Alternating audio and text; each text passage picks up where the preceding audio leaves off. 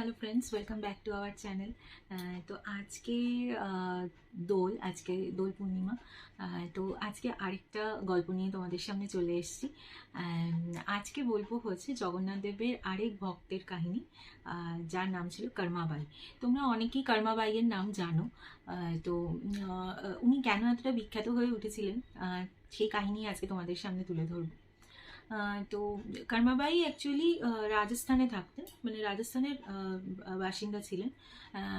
কর্মাবাইয়ের বাবা বিশেষ করে ছোটবেলা থেকেই উনি কৃষ্ণ ভক্ত ছিলেন আর কি। তো ওনার বাড়িতে শ্রীকৃষ্ণের মূর্তিও ছিল, উনি নিত্য সেবাও করতেন। তো ছোটবেলা থেকেই কর্মাবাই একটা আধ্যাত্মিক ইয়ের সাথে আর কি বড় হয়ে উঠেছিলেন। তো এরকমই একটা সময় কি হয়েছিল, কর্মাবাইয়ের বাবা কর্মসূত্রে আর কি বাইরে যাবেন। তো কর্মাবাইকে বলে গেছিলেন যে আমি তো শ্রীকৃষ্ণের নিত্য সেবা করি, তাকে তো ভোগ দিই, কিন্তু আমি তো কয়েকদিন থাকবো না। তো সেই জন্য তুমি কৃষ্ণকে রোজ ভোগটা তুমি দেবে। তো কর্মাবাই বলেছে ঠিক আছে। তখন কর্মাবাই খুব ছোট্ট বাচ্চা মেয়ে আর কি, তো ওনার মা ছিল না।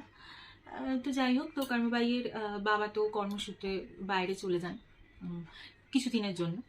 তো একদিনকে তো পরের দিন থেকে সকালবেলা রোজই সকালবেলা কর্মাবাই উঠে ভোগ রান্না করে তারপরে শ্রীকৃষ্ণের সামনে দিতেন।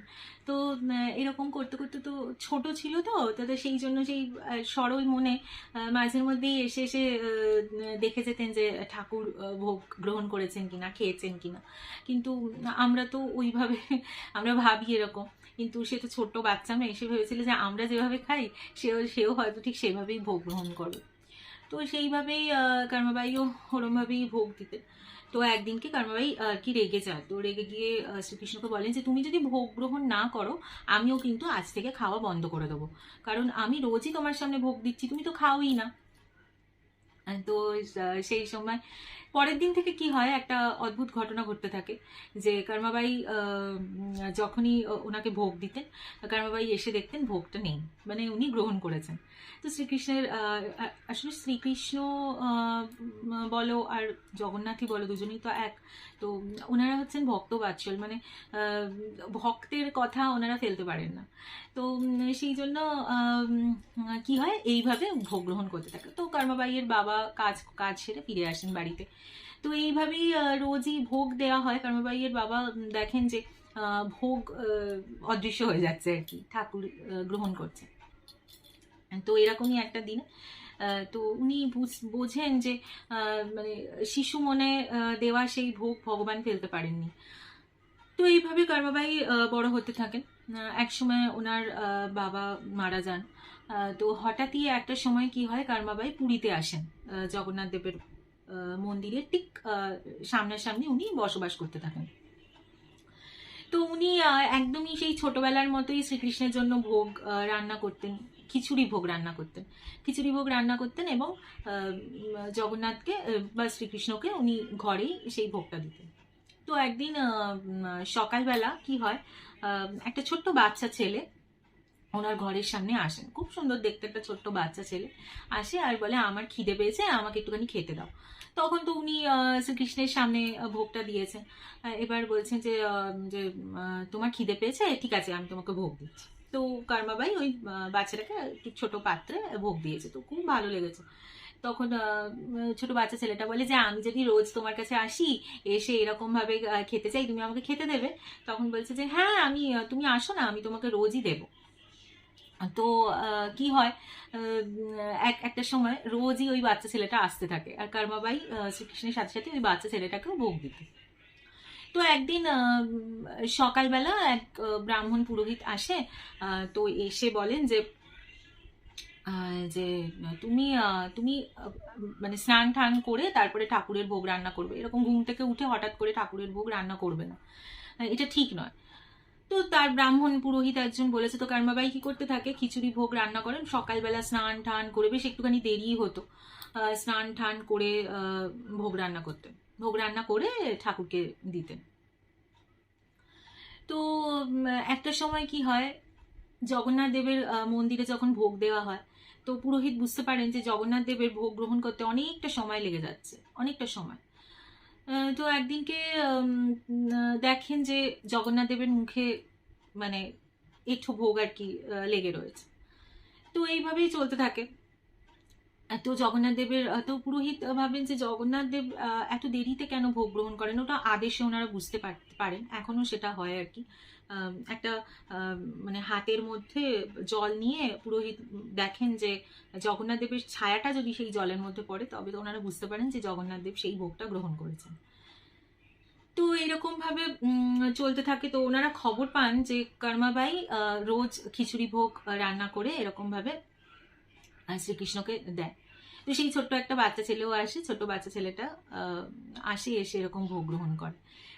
তো তো একদিন পুরোহিত আর কি, বড় পুরোহিত যিনি, বড় পান্ডা যিনি, উনি স্বপ্নাদেশ পান যে কর্মাবাই এই যে স্নান করে ভোগ রান্না করে ভোগ দিতে দিতে ভগবানের ভোগ খেতে অনেকটা দেরি হয়ে যাচ্ছে। তো বড় পুরোহিত তাড়াতাড়ি কর্মাবাইয়ের কাছে যান, তো সমস্ত ঘটনাটাই বলেন এবং বলেন যে তোমাকে স্নান করতে হবে না, তুমি স্নান টান না করে তুমি ঘুম থেকে উঠেই যেরকম ভাবে ভগবানের ভোগ তুমি রান্না করে জগন্নাথের সামনে দিতে, তুমি ঠিক সেইভাবেই দাও, কারণ ভগবানের জন্য তো অনেক ভক্তরা মন্দিরে অপেক্ষা করে, সেই জন্য ভগবানের ফিরতে দেরি হয়ে যায়। তো মানে জগন্নাথ এটাই বলেছিলেন যে আমি তো সেইখানে যাই, গিয়ে সেই ছোট্ট বাচ্চা ছেলেটার রূপ নিয়ে তো সেখানে গিয়ে ভোগ গ্রহণ করি, আমার ফিরতে দেরি হয়ে যায়, সেই জন্য। কারণ উনি স্নান করেন, স্নান করে শুদ্ধভাবে ঠাকুরের ভোগটা রান্না করতেন। তো আগের মতো নয় যে ঘুম থেকে উঠেই একেবারে ঠাকুরের ভোগ রান্না করে ঠাকুরকে দিয়ে তারপরে সমস্ত কাজকর্ম সারা, তা নয়। উনি আগে স্নান করতেন, তারপরে ভোগ রান্না করতেন, করতে করতে অনেকটাই দেরি হয়ে যেত, তাই ভগবানের কি হতো, মন্দিরে ফিরতেও অনেকটা দেরি হয়ে যেত। তো সেটা বড় পুরোহিত সেটা জানতে পারেন এবং কর্মাবাইকে বলেন। তো কর্মাবাই বলেছিলেন যে আমি এক ব্রাহ্মণের আদেশেই এই জিনিসটা করি। তো সেইভাবেই বড় পুরোহিত সেই খোঁজ চালাতে থাকেন যে কোন ব্রাহ্মণ এরকম বলেছে। তো ব্রাহ্মণকে গিয়ে বলেন যে সমস্ত ঘটনাটাই বলেন যে জগন্নাথ দেবের এরকম মন্দিরে ফিরতে দেরি হয়ে যাচ্ছে, ওনার জন্য তো অনেক ভক্তই অপেক্ষা করে, তো তুমি কেন এই আদেশটা দিলে, তুমি বরং ওকে মানে নিষেধ করে দিয়ে আসো, ও যেভাবে ভোগ রান্না করতো ঠিক সেভাবেই করবে। তো ব্রাহ্মণ গিয়ে বারণ করেন, যে ব্রাহ্মণ এবং বড় পুরোহিত দুজনেই বলেন যে তোমাকে ওইভাবে ভোগ রান্না করতে হবে না, যেভাবে তুমি সকালবেলা ঘুম থেকে উঠে ভোগ রান্না করতে করে ঠাকুরের সামনে দিতে, ঠিক সেই রকম ভাবেই দাও। তো কর্মাবাইয়ের তো মানে খুবই ইয়ে হয় যে মানে আনন্দ হয় যে ছোট্ট বাচ্চা ছেলেটার রূপ নিয়ে এরকম উনি আসতেন ভোগ গ্রহণ করতে। তো তারপর থেকেই জগন্নাথ দেবকে সকালবেলা আজ অব্দিও এখনো পর্যন্ত খিচুড়ি ভোগ দেওয়া হয়, 56 ভোগের সাথে সেই খিচুড়ি ভোগটা একদম সকালবেলা দেওয়া হয়, যেভাবে কর্মাবাই দিতেন আর কি। মন্দিরে এখনো পর্যন্ত এই জিনিসটা প্রচলিত আছে। তো এইভাবে চলতে থাকে, কর্মাবাইও রোজ এভাবে ভগবানকে ভোগ দিতে থাকেন, আর ভগবানও তার কুটিরে আসতে থাকেন, ছোট্ট কুটিরে আসতে থাকেন, এভাবে ভোগ গ্রহণ করে আবার চলে যেতেন। তো এরকম চলতে থাকে। তো সালটা ছিল 1634 খ্রিস্টাব্দ, ষোড়শ শতকে। তো একদিনকে বড় পুরোহিত মন্দিরের দরজা খুলে কি জগন্নাথ দেবকে ভোগ দিতে যাবেন, পুজো করতে যাবেন। তো সেই সময় দেখেন যে জগন্নাথ দেবের চোখ দিয়ে জল পড়ছে, উনি কাঁদছেন আর কি। তো ভগবানের তো ওভাবে সামনে দাঁড়িয়ে উনি এ করতে মানে কাঁদতে পারছেন না, ওনার যে প্রতিমূর্তি, যে মূর্তিটা ছিল সেই মূর্তির দেখা যাচ্ছে দু চোখ বেয়ে জল পড়ছে। তো মন্দিরে এই ঘটনাটা চাউর হয়ে যায়, জগন্নাথ দেব কাঁদছেন, জগন্নাথ দেবের কষ্ট হয়েছে কোনো একটা কিছুতে।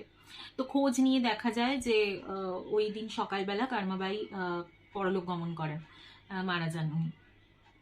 তো সেটা জগন্নাথ দেবের মনে খুব কষ্ট দিয়েছিল। আসলে জগন্নাথ দেব ওনার প্রতিটি ভক্তকে ভীষণই ভালোবাসেন, সন্তানের মতো দেখেন। আমরা জগন্নাথ দেবকে যতটুকুনি যেভাবেই আমরা পুজো দিই না কেন, উনি তাতেই সন্তুষ্ট। সামান্য খিচুড়ি ভোগ ওনার কাছে একটা অনেক মূল্যবান আর কি ছিল। তো আজ অবধি মানে সত্যি ঘটনাটা আজ অবধিও এই ঘটনাটা ঘটে থাকে। সেটা হচ্ছে রথের সময়, রথের চাকা যখন চলতে থাকে, কর্মাবাইয়ের সমাধি দেওয়া হয় মন্দিরের ঠিক কাছাকাছি, সেটা রাজার অনুমতিতেই হয়। তাকে মন্দিরের কাছাকাছি সমাধিস্থ করা হয়, আর সেই রথের চাকা এখনো পর্যন্ত সেই সমাধির কাছে গিয়ে রথের চাকা আপনা আপনি থেমে যায়। বলা হয় যে জগন্নাথ দেব তার ভক্তের সাথে দেখা করতে যান এবং তারপরে আবার রথে ওঠেন। তো খুব অবাক লাগে এটা ভাবতে যে এক ভক্তের ভালোবাসা আর ভক্তিতে ভগবানও ভক্তের কাছে চলে আসে। মানে এটা সত্যি খুব ভালো লাগে। তো তোমাদের এই কাহিনীটা, কর্মাবাইয়ের কাহিনীটা কেমন লাগলো অবশ্যই জানাবে কমেন্টের মাধ্যমে।